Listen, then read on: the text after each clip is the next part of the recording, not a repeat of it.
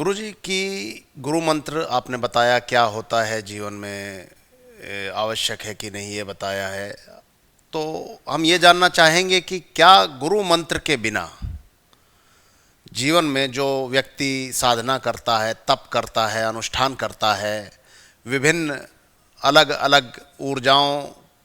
से वो लाभ चाहता है, तो उसके बिना क्या वो उसके तप, वो तपस्या फलित नहीं होती है क्या?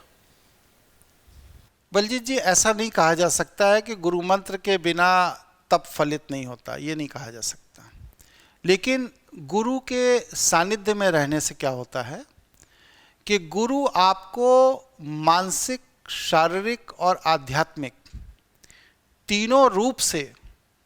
किसी भी तप या किसी भी साधना के लिए पहले तैयार करता है।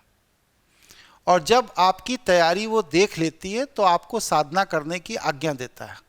फिर आप साधना करते हैं और उसके परिणाम प्राप्त होते हैं। यदि आप गुरु के सानिध्य में नहीं कर रहे हैं तो अनुभव की कमी के कारण हो सकता है कि जिस तप, जिस साधना को आप करने जा रहे हैं उसकी ऊर्जा का प्रवाह आप अपने अंदर बर्दाश्त न कर पाएं। उस स्थिति में आपको ब्लड प्रेशर स्थायी रूप से रहने लगेगा, ब्रेन के अंदर क्लॉटिंग हो सकती है, आपका माइग्रेन का दर्द स्थायी हो सकता है, आप साइनस के पेशेंट हो सकते हैं, आपके डाइजेशन सिस्टम डिस्टर्ब हो सकता है, आपका बॉडी का एनाटॉमी पार्ट में कोई भी चीज़ कहीं भी किसी भी तरह की विकृत हो सकती है अगर आप बिना पूरी तैयारी के और बिना पूरे अनुभव के कोई भी साधना, उपासना, तप आदि करते हैं। और गुरु क्योंकि अनुभवी होता है तो उसको इन चीज़ों का अनुभव होता है कि किस स्तर के मंत्र में किस स्तर की ऊर्जा का प्रवाह होगा और उस स्तर की ऊर्जा के प्रवाह में क्या हमारा शिष्य उस प्रवाह को बर्दाश्त करने की स्थिति में है या नहीं है।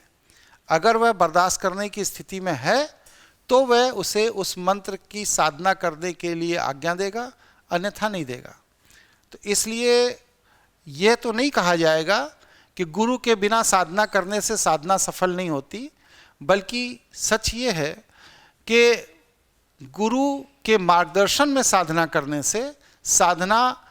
सफल भी होती है और उसके सकारात्मक परिणाम भी आते हैं। नकारात्मक परिणाम आने की संभावना बहुत कम होती है और यदि कहीं पर ऊर्जा के खेल के कारण कोई नकारात्मक परिणाम दिखाई देता है तो गुरु अपने आत्मबल, अपनी आध्यात्मिक शक्ति से उस नकारात्मक क्षति को रोककर अपने शिष्य की रक्षा करता है। ये गुरु से आज्ञा लेकर साधना करने का लाभ होता है।